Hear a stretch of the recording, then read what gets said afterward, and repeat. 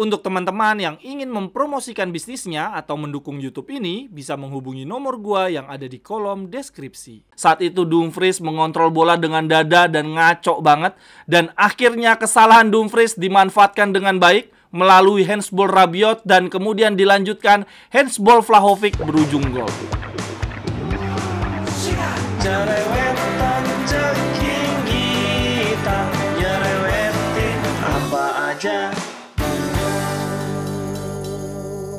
Teman-teman yang sedang kalian saksikan saat ini adalah Cerewetin Inter. Apa kabar teman-teman semua? Semoga dalam keadaan sehat, selamat berakhir pekan.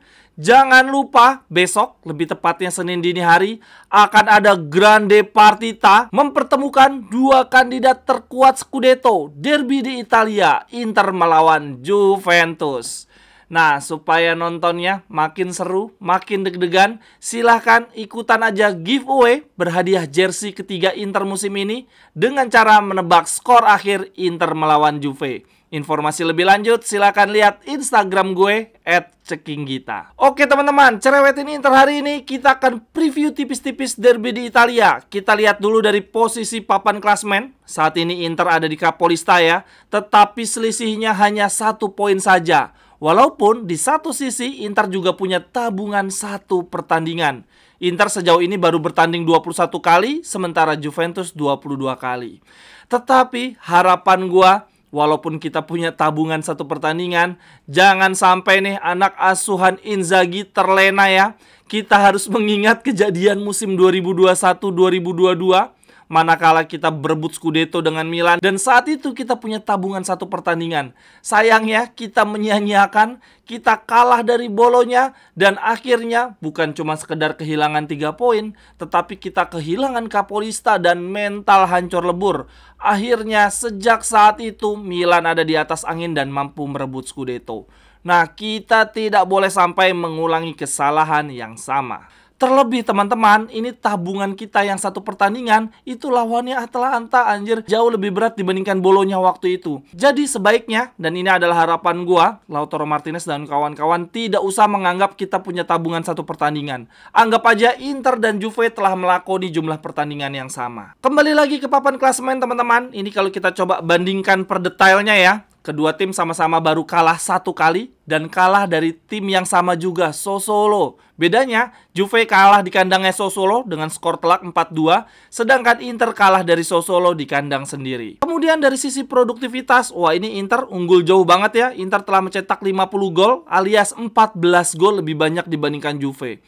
Akan tetapi dari sisi pertahanan, dari sisi soliditas di lini pertahanan sama-sama kuat. Inter sejauh ini baru kebobolan 11 kali, sedangkan Juve kebobolan 13 kali. Ya cuma selisih 2, tetapi selisih 2 menurut gue tidak terlalu signifikan. Menurut gue dari sisi pertahanan, Inter dan Juve berada di level yang sama, sama-sama kokoh. Namun teman-teman, yang menjadi menarik adalah walaupun kedua tim punya pertahanan yang kokoh, racikan permainannya ini berbeda banget. Untuk racikan Allegri Ball, mereka memang fokus ke lini pertahanan. Dalam 90 menit mereka biasanya memberikan kesempatan untuk tim lawan menguasai jalannya pertandingan, menekan setiap saat. Lalu diam-diam Allegri Ball akan menunggu sang lawan terlena, menunggu mereka kelelahan dan lengah, dan langsung dihukum seketika ya dengan serangan cepat berbuah gol. Lalu setelah akhirnya mampu mencetak gol, Allegri Ball akan semakin menumpuk pemain di lini pertahanan, mempertahankan skor akhir. Makanya nggak heran Juventus lebih banyak menang dengan skor 1-0. Itu tadi dari racikannya Allegri Ball, berbeda jauh dengan racikannya Inzaghi Ball ya, yang lebih fleksibel. Inter kadang bisa bermain luar biasa menyerang, kadang juga bisa bermain bertahan layaknya Juventus.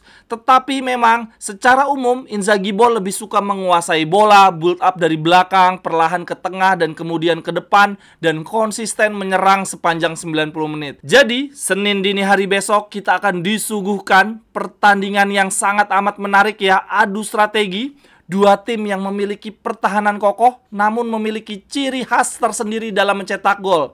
Yang satu menunggu lawan lengah, sedangkan yang satunya lagi dengan kesabaran dan konsisten menyerang. Dan menurut gue teman-teman, yang akan menjadi pembeda, yang akan menjadi game changer di derby di Italia ini adalah kalau Inter mampu unggul cepat di babak pertama. Wah, ini jalannya pertandingan bisa kebalik-balik nih.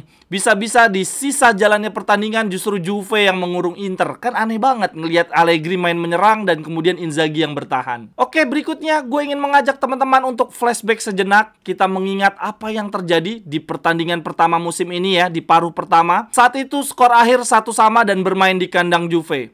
Itu sebetulnya jalannya pertandingan sudah sesuai dengan rencana Juve banget ya. Membiarkan Inter menyerang dan kemudian Inter melakukan kesalahan. Saat itu Dumfries mengontrol bola dengan dada dan ngaco banget.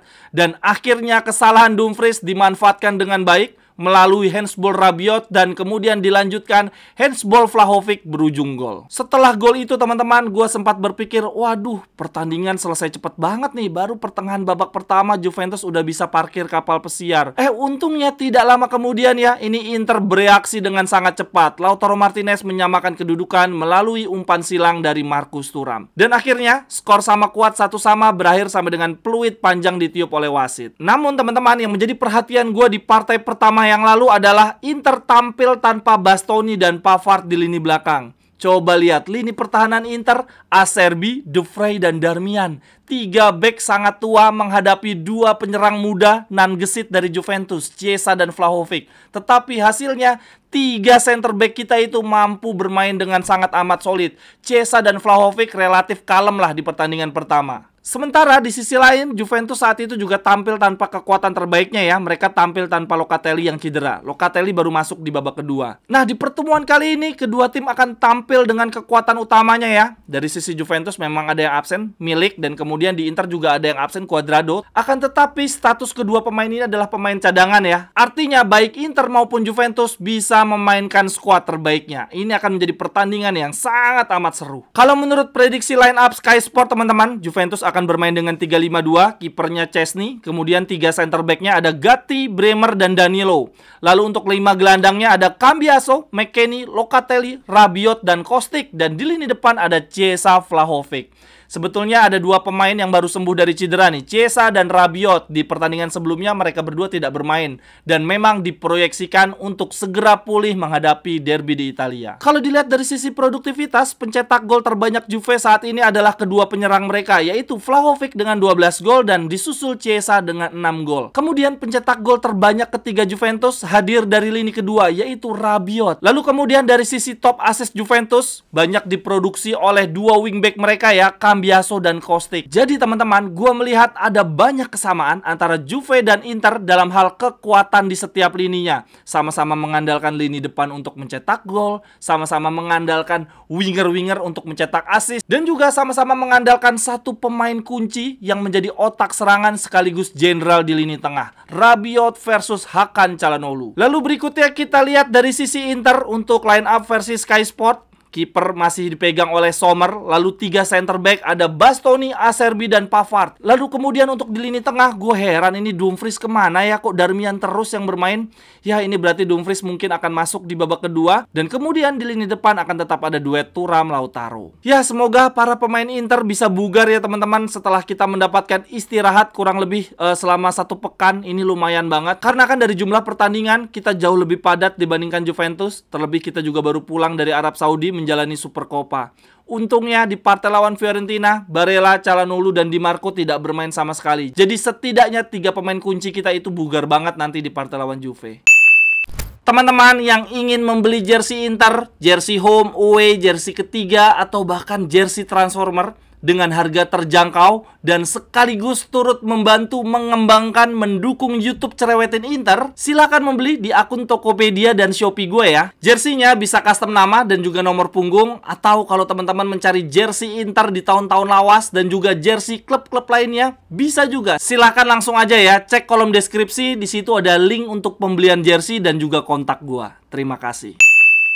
Kemudian berikutnya gue ingin mengajak teman-teman membandingkan head to head hal-hal di luar lapangan ya. Yang pertama ini adalah harga beli, uang yang dikeluarkan baik Inter maupun Juve untuk membeli skuad mereka saat ini. Inter mengeluarkan uang 225 juta, sedangkan Juve 457 juta. Gila, ini Juve 200 juta lebih mahal pemain-pemain yang ada saat ini. Itu harga belinya ya teman-teman, itu cost-nya. Namun seiring berjalannya waktu, setelah 6 bulan berjalan sampai dengan pertengahan musim ini, market value pemain-pemain Inter meningkat jauh nih. Sekarang market value harga jual pemain Inter di kisaran 588 juta. Gila, naik 2 kali lipat. Salut banget untuk BP Marotta. Beli pemain 225 juta, sekarang kalau dijual 2 kali lipat 588 juta. Sedangkan untuk harga jual pemain Juve saat ini stagnan ya, bahkan cenderung turun walaupun cuma 3 juta. Yang awalnya harga beli mereka, cost mereka 457, sekarang menjadi 454, turun 3 juta doang. Ya ini terhitung stagnan lah. Lalu kalau kita coba kerucutkan di musim ini, berapa banyak sih uang yang digelontorkan Inter dan Juve untuk membeli pemain di musim ini?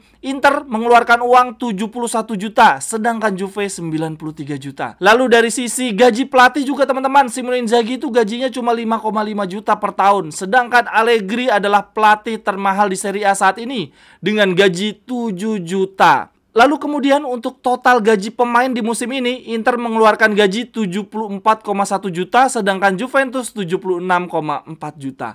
Lagi-lagi teman-teman, cost Juventus, uang yang dikeluarkan Juventus untuk beli pemain, untuk ngegaji pelatih dan juga pemain jauh lebih tinggi dibandingkan Inter. Kok bisa-bisanya Allegri bilang target mereka di musim ini cuma 4 besar? Gimana ceritanya manajemen ngegaji pelatih paling tinggi di Serie A, ngeluarin uang juga sangat amat tinggi, tetapi target cuma 4 besar. Sedangkan Inter dengan pengeluaran yang lebih sedikit, dengan jantannya gagah berani ngomong bahwa target kami adalah Scudetto. Sekian dulu untuk cerewetin Inter hari ini teman-teman. Silahkan tuliskan analisis teman-teman, jalannya pertandingan derby di Italia nanti seperti apa? Tuliskan di kolom komentar. Sampai ketemu di cerewetan-cerewetan berikutnya. Bye-bye, thank you.